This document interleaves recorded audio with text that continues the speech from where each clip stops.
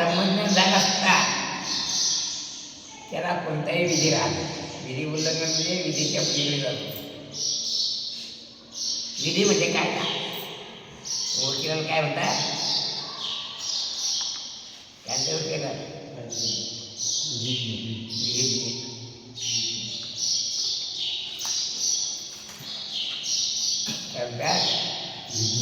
विधी म्हणजे काय आणि विधाता म्हणजे कोण?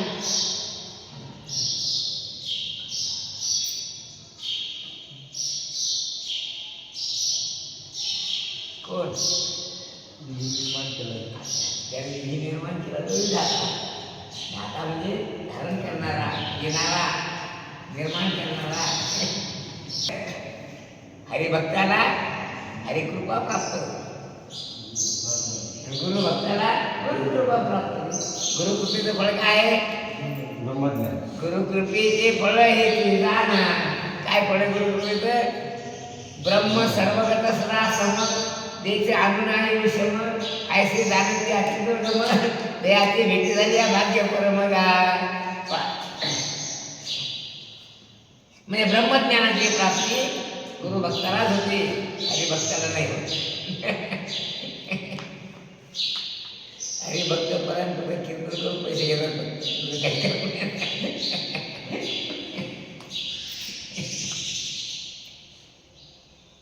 पुढे जसे भक्तीचे 9 प्रकार आहेत तर त्याप्रमाणे गुरुभक्तीचे सुद्धा 9 प्रकार आहेत. आणि ज्ञानेश्वर महाराजांनी ज्ञानेश्वर महाराज काय काय लिहिलं? श्रवणम कीर्तनम वंदनम दास्य नाही अर्चनम वंदनम दास्यम सख्य आत्मनिवेदन विष्णुस्मरणम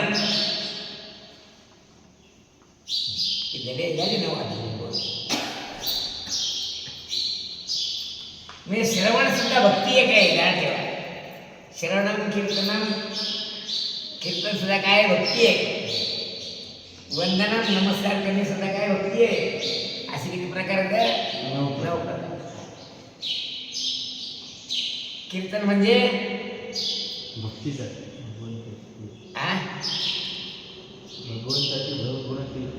भगवंताच्या कीर्तनाचं उच्चारण करणे त्याचं नाव आहे कीर्तन. पुढे काय कीर्तन शब्द कीर्तनापासून तयार झाला ना का नाही? पुढे कसं म्हणजे कसं आहे काम केल्याशिवाय पैसा भेटत नाही. पैसा असल्याशिवाय इच्छित भोग प्राप्त होत नाही. कारण पैशाची मर्यादाच इतकी आहे. किती आहे? पैसा काय करू शकतो? काय करू शकतो पैसा? भोग पूर्ण करू शकतो. इच्छित भोगाची प्राप्ती एक पैशाचं अंतिम लक्ष्य. पैसा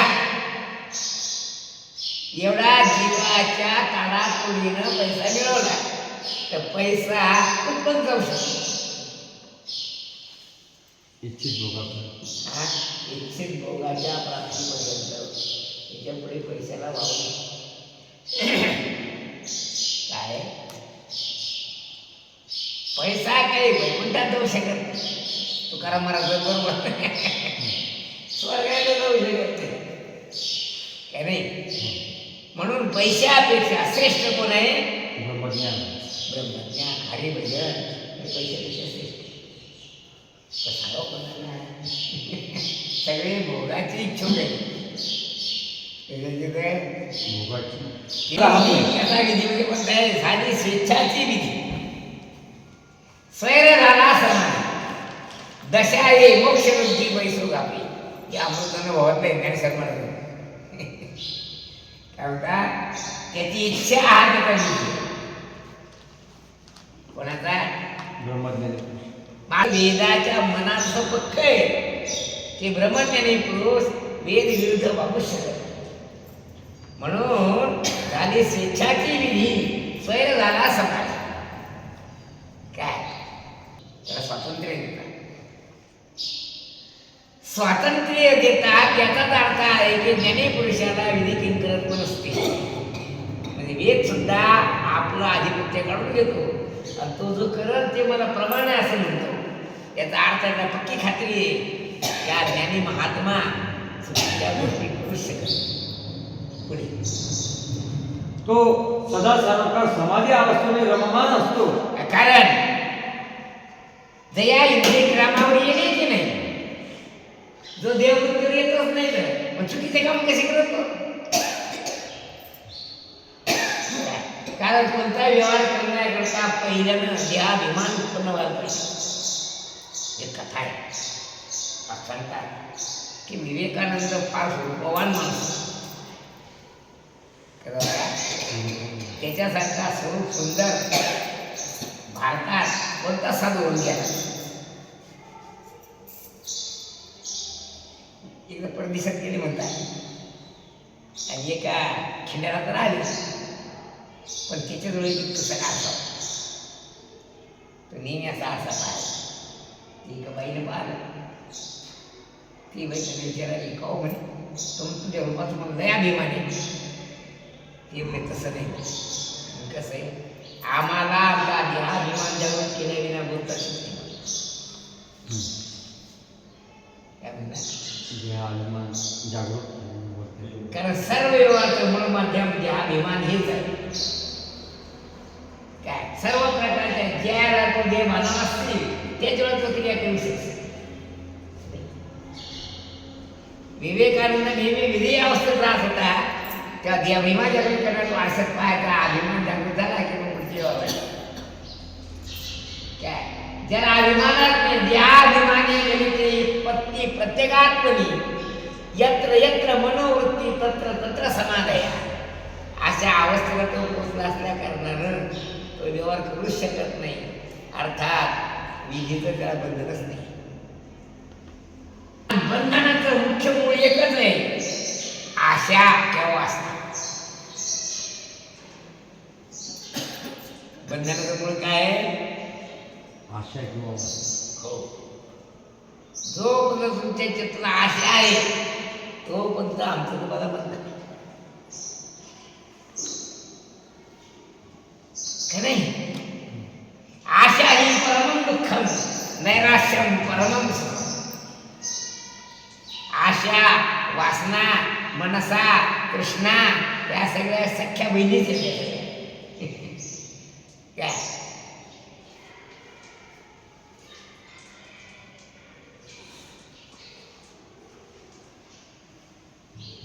जोपर्यंत आशा आहे, जोपर्यंत वासना आहे का तोपर्यंत तुम्हाला बंधन आहे.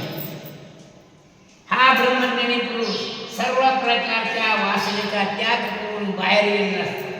अर्थात मोडलेले घर बैसलो लागली आता माझे कोणी उरले असं झालेलं असतं. लोटा लंगोटा भगवान दास LLD असं झालेलं असतं. पहिला एल म्हणजे लोटा, दुसरा म्हणजे लंगोटा, तिसरा भगवान दास LLB असं झालेलं असतं. त्यामुळे त्याला कोणतेही बंधन नसते. म्हणून झाली स्वेच्छाची विधी, स्वैर झाला समाधी, दशाई मोक्षरिद्धी बैसोला. माणूस तो पण गुलाम आहे जो पण त्याला आशा आणि वासना कसं आहे, तो पण त्याला बंधन आहे.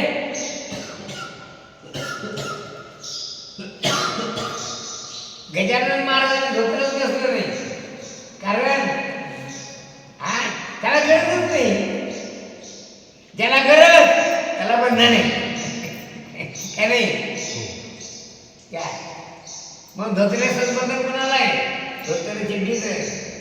ज्याला वाचता आहे, ज्याला बायको करायची करा. बायको करायची तीच म्हणणार का काय नाग जमाना बदमाशा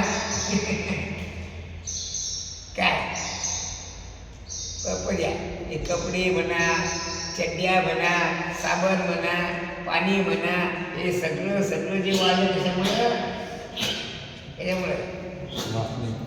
एका देहाभिमानी देहाभिमानी गणिते व्युत्पत्ती प्रत्यगात्मनी यत्र यत्र मनोयाती तत्र तत्र समाधया अखंडित समाधी असल्या कारणानं जया इंद्रिय नामावर येण्याची नाही, जो देव भानावर येतच नाही त्याला बाकीच्या कोणत्याच गोष्टी ती करत नाही. मागणी कोणा जातो पण ज्ञानेश्वर महाराज नसेल अग्नी काष्टे जाळूया स्वयं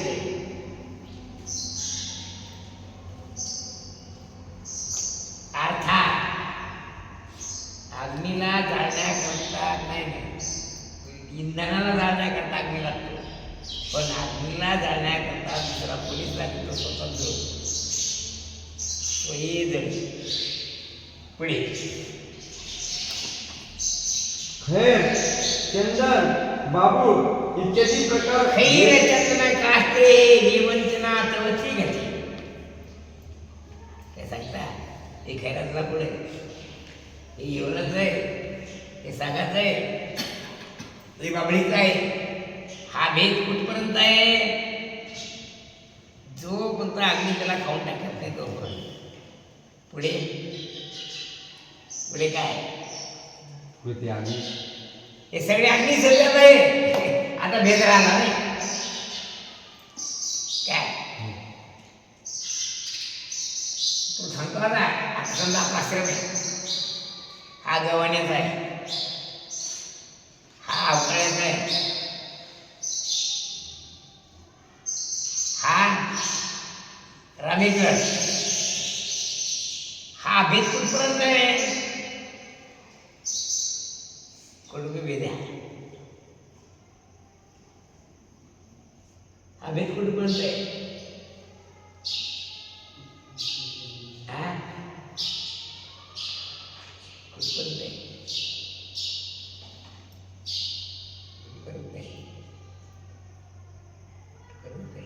जोपर्यंत ब्रह्मज्ञान प्राप्त जोपर्यंत हे वारकरी होते हे सगळे वारकरी सगळे बोलत हे वारकरी आता भेद नाही का किंवा तू सांगतो ते बरोबर आहे. जोपर्यंत यांना ब्रह्मज्ञान होत नाही तोपर्यंत त्यांच्याजवळ वेगळे ज्याशी ब्रह्मज्ञान त्याविषयी भेद नसतो. तर खैर चंदन काष्टी विवंचना तवची गती. काय हे लाकूड खैराचं आहे, हे चंदनाचं आहे, हे बाबळीचं आहे, हे सागाचं आहे. हवेत कोणपर्यंत? जोपर्यंत हे अग्निरूप होत नाही तोपर्यंत किंवा अग्नीच्या जवळ जात नाही तोपर्यंत. एकदा अग्नीने यांना स्पर्श केला हे सगळेच अग्नी होऊन जातात का नाही. पुढे भेद इत्यादी प्रकार भेद इंधनाचे आहेत, पण हा भेद जोपर्यंतच आहे. हा भेद इंधनाचा आहे, हा अग्नीचा भेद नाही काय. तसं हा भेद प्रपंचातला आहे, परमार्थातला नाही. हा भेद जोपर्यंत शरीर आहे तोपर्यंत आहे, समाधी अवस्थेत नाही नाही काय. हा भेद सूर्य केला गेले म्हणजे असतात काय नाही. हा भेद शरीर पुरताच आहे, भजनापुरता नाही. भेदाचा प्रवेश भजनात होत नाही. भजनामध्ये गुणवत्तेचा विचार केला जातो, कशाचा? अवगुणाचा विचार केला जात नाही काय. जोपर्यंत गौऱ्या विवेक पद्या कार्त्या जोपर्यंत या जगात माळ आहे तोपर्यंत आमची ज्यावेळी तिची माळ घालली पुढचं काय सांगावं.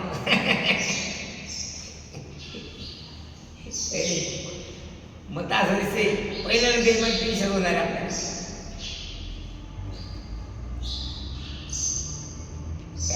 तिची माळ घातली की आपली माळ राहते ना काही सांगायला. इकडे येणारच नाही पण आता घर बनवून ठेवलं जावा काय आता खायला भेटलं नाही म्हणून इकडे येतो नाही त्याचा आबा इकडे येत नव्हता आला असं फक्त भट्ट्याने जेवण आला असता इकडे येत नव्हतं इकडे खायला भेटत नाही कोणी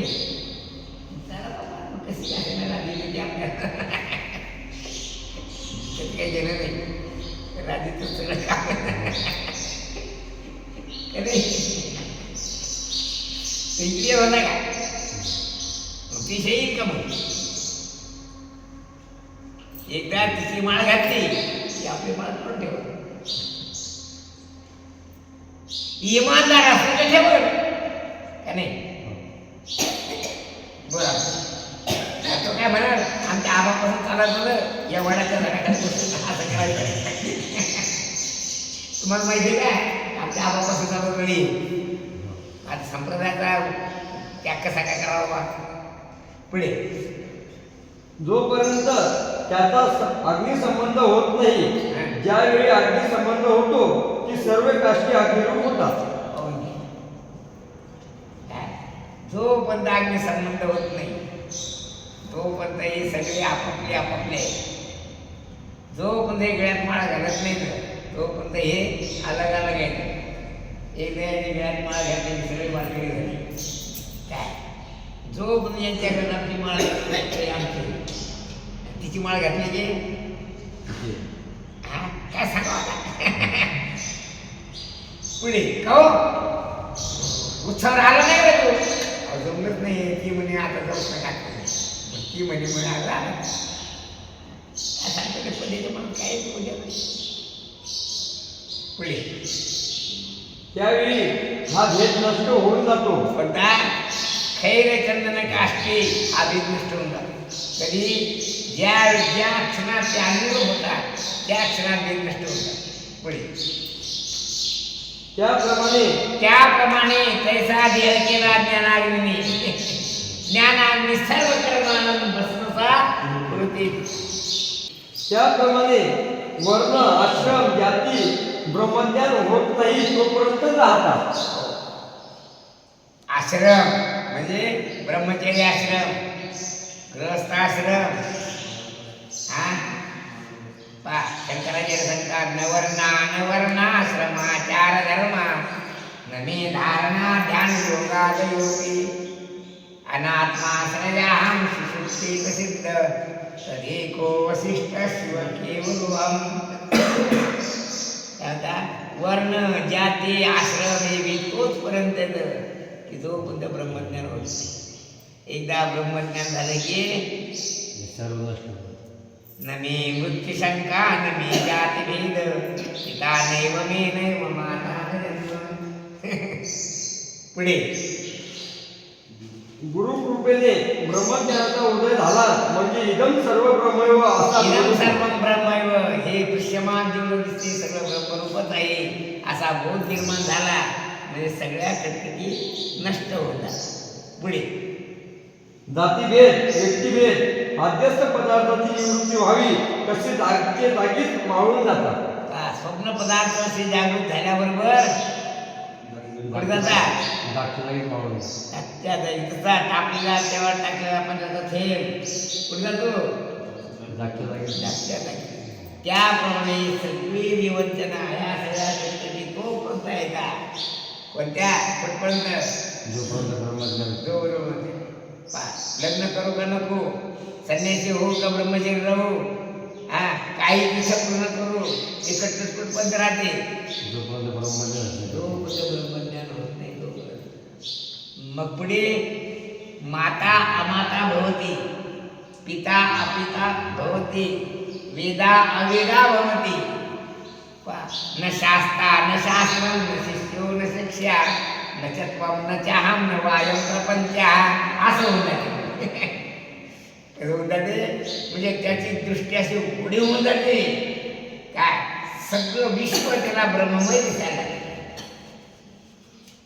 आता कटकटी संपल्या पुढे किंचन मात्रही भेट राहत नाही हृदयातील द्वैत भाव मावळून जातात. द्वैत मावळ्या झाले विशेष नाही, अद्वैत मावळ्या झाले विशेष न चैकम तदन्य द्वितीयं कुतस्या न त्या केवलत्वं न वा केवलत्वं न शून्यं न त्या शून्यमद्वैतगतवात् कथं सर्ववेदांत सिद्धं ब्रवीमि.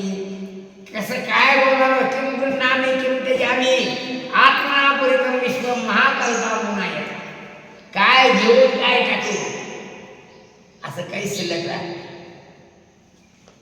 काय काय जो घेतो तो जी वस्तू घेतो तो दोन्ही एकच असतात.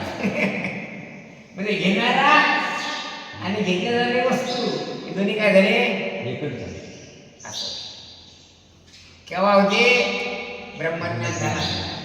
ज्याप्रमाणे ब्रह्मज्ञान ज्याप्रमाणे अग्नी पेटला असता खैर जन्म काठी सगळे अग्निरूप होता, त्याप्रमाणे ज्ञानाग्नी लागला असता हे सगळे वेद नष्ट होऊन जातात. आणि तो अग्नी सुद्धा काय काय लाकडं जाळण्याकरता अग्नी आणला, अग्नी जाळण्याकरता काय आणायचं, कारण अग्नी जर जिवंत राहिला तो आणखी दुसरी घरं जाळत. अर्थात मी ज्ञानी हा अभिमान जर शिल्लक राहिला तर तो सुद्धा त्याचा सर्वनाश करतो. म्हणून खरं ज्ञान झालं असता मी ज्ञानी आहे ही भावनाही राहत नाही. हे विशेष अर्थात ज्ञान अहंकार सुद्धा नष्ट होऊन जातो. मग आता सामान्य स्वरूपामध्ये विसरतो. असं जसा अग्नी काष्टी जाळून या मग स्वतः नसतो, स्वयमेव उपशाम्यती, स्वतः उपशाम पावतो. त्याला जाळण्याकरता दुसरा अग्नी लागत नाही का नाही. त्याप्रमाणे ज्ञानाचा जो अभिमान असतो तो ज्ञानाभिमान सुद्धा हरिचरणी लीन होऊन जातो. अर्थात ब्रह्मैवाहमिदं जगच्च सकलं चिन्मात्र विस्तारितम् असा बोध त्याला प्राप्त होतो. पुढे एकमेवा द्वयं परमात्माच आहे. एकमेवा द्वयं ब्रह्म निह नानास्ति किंचन असा बोध त्याला प्राप्त होतो. अशी अनुभूती यावयास लागते. देहबुद्धी मावळून जाते. प्रारब्ध शयाने